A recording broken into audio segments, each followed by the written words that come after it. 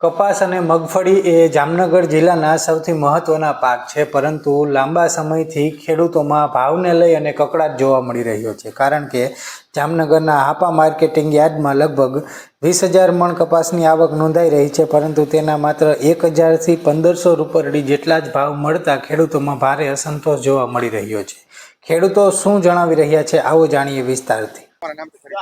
મોહનભાઈ દામજીભાઈ, ગામ ખીમરાણા, તાલુકો જિલ્લો જામનગર. હાલ અત્યારે અમે આપા સ્ટેશનની યાર્ડમાં આપણે કપાસ લઈને આવ્યા છીએ.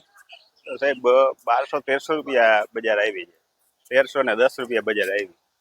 એ કમસે કમ અત્યારે સાહેબ 2,000 રૂપિયા સાહેબ હોય ને તો જ પરવડે એમ છે.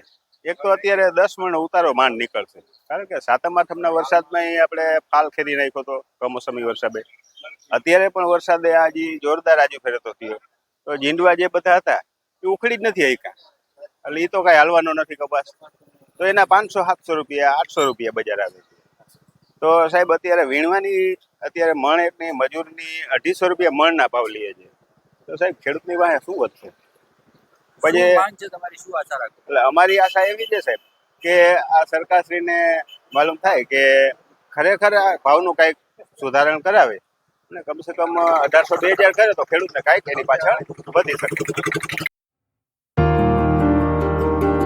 જામનગરના આપા માર્કેટિંગ યાર્ડમાં સરેરાશ જોવા જઈએ તો રોજની 20,000 ભારે જેટલી આવકો નોંધાઈ રહી છે. 20,000 મણ જેટલી આવકો કપાસની નોંધાઈ રહી છે, અને તેના હરાજીમાં ભાવો 20 કિલો એટલે કે એક મણના 1,000થી લઈ અને 1,500 સુધીના ખેડૂતોને મળી રહ્યા છે. ક્વોલિટી મુજબના ભાવો થઈ રહ્યા છે. સારી ક્વોલિટીનો કપાસ હોય તો ઊંચામાં એક મણના 1,500 સુધી પણ ખેડૂતોને મળી રહ્યા છે.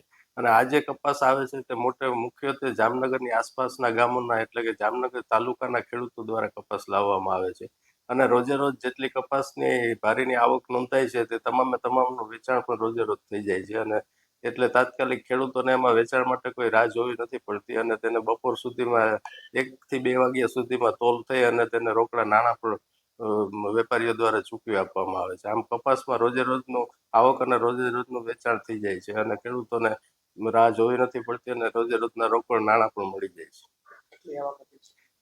અત્યાર સુધીમાં રોજની લગભગ 20,000 મણ જેટલી આવકને ધ્યાનમાં રાખીએ તો અત્યાર સુધીમાં લગભગ 2 લાખ મણ જેટલી આવકો નવી સિઝનની નોંધાઈ ચૂકી છે.